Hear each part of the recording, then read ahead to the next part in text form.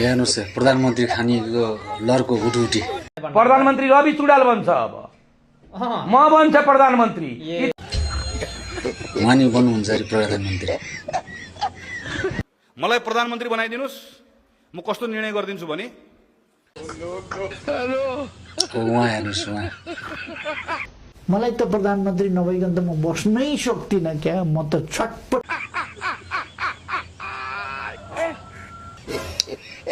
दुर्गा दाजुको कुरो सुनौँ नि त साँच्चै म प्रधानमन्त्री भयो भने बाबुराम भट्टराईलाई लगेर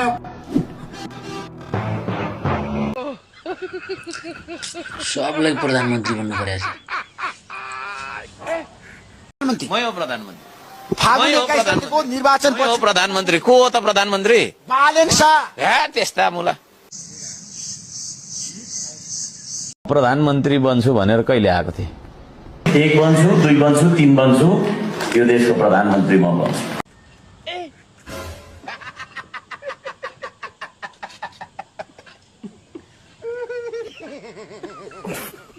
ठाउँको ठाउँ भर्खरै झुट बोल्दिनी है हामी पत्याइहाल्यो